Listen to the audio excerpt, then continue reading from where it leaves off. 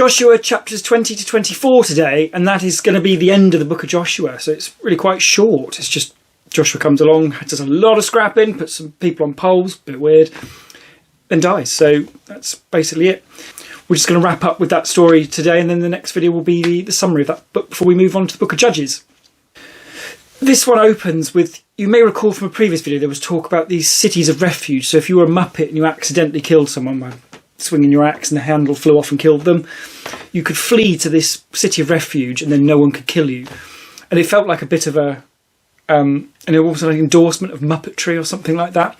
But it turns out, it's stated here that actually they are going to be tried in their city of refuge. So it's not a loophole that you can just kill someone and make it look like an accident and you can then just disappear and it's fine. So it's nice we've sorted that kind of weird bit out. There was a question raised in this about my theory that we can we can deduce that the whole Levite thing isn't a scam because the Levites are not given any of the promised land. So there are parts where it could look convenient, like you have to give stuff to the Levites. You're like, okay, was that a bunch of people oppressing everybody else and get them to do all the work?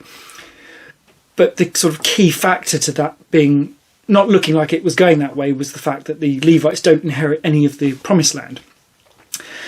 In here, though, it talks about they're given 21 cities, and they list all the cities allotted to them. It's quite boring. And to be fair, there are a lot of them, so, I mean, you're going to need a lot of space. But it just almost sounds like, oh, hang on a minute, are we back to this scam idea in terms of they are getting a load of land and people bring them stuff? And it's like, Fortunately, though, it is dealt with in the sense that the city of Hebron is noted, which in the previous video, if you recall, was given to Caleb. It's also designated a city of refuge, but it's also designated for the Levites. So it can't belong to Caleb and to the Levites. Therefore, it seems that these cities that are allotted are just places where they live, not ones that they actually own, I think. There's an odd part in the story where the Reubenites and the Gadites, being two of the tribes of Israel, they're kind of out on the fringes of the promised land, and they build themselves this altar. And suddenly the rest of the Israelites kick off, and it's talk about getting ready for war, and there's massive hoo-ha, and loads of people go over there and go, what are you doing? You're going to bring God's wrath on us and all the rest of it. And the Gadites and Reubenites just turn around and say, oh, no, we're just building an altar because we're way out here, so we're having our own little altar so we can worship God out here. And all is fine, and it seems like great, and everyone's like, well, we're quite happy with that answer, and wonderful, on you go. But it sounded like it was almost the breakout of war over it. And it's like, well, why didn't someone just sort of wander over and say, what you doing there, guys? And they say, oh, yes, we're just building this altar so we can worship God. Great, fine, no problem, and it's all dealt with. I guess it's one of my bugbears in life that when people make a lot of assumptions about what people are doing and why, and it can be massive misunderstandings. And it's just like, have you asked them what they're doing? Have you checked what they're doing? And before you raise an army and go over there and go up in their face and get uppity at them, it feels like a useful parallel in life. Just ask questions before you make accusations, sort of thing. Certainly before you start wars. But so that had a happy ending, that part at least. But it was very odd. And actually that section of the story was almost as long as the story of Adam and Eve. So it was quite a big chunk of escalation in terms of, oh gosh, it's not looking good and all these people are going over. But happy ending at least, which is nice for a change. Joshua then does another big summary about what everyone's supposed to be doing and writes what's called the Book of the Law of God and puts it up by an oak tree on a stone tablet type thing, and the stone's supposed to judge everybody. It's a little bit weird and sounds a little bit almost like idolatry, so I assume I've misunderstood that. But he does another big summary anyway.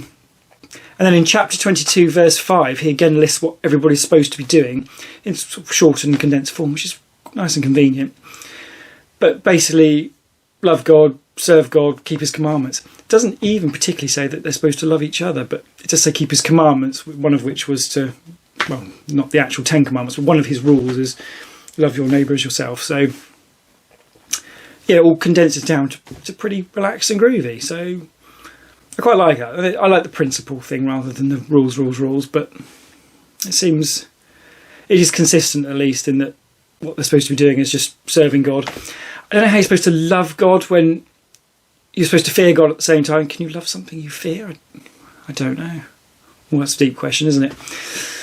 But there does seem an incongruency between the concept you're supposed to love God and how God interacts with people in a very set back way. I mean, yes, okay, he was talking to Moses, and I don't know quite how he's talking to Joshua because it's not stated.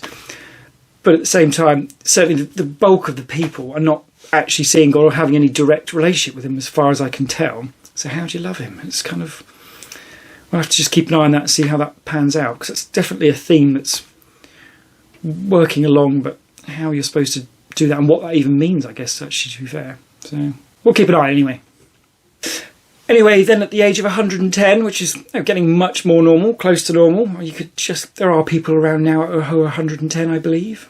Or there certainly have been people who've lived to 110 that we know about. Joshua dies, and presumably people can then stop worrying about being put on spikes after they're killed. But yeah, so that's the story of Joshua. He turns up, does a lot of fighting, and then dies. Puts people on spikes on the way. So the next video will be the summary of the whole book of Joshua in the context of the rest of the Bible, so ignoring the bits of the story. And then we're on to the book of Judges, see what that's all about.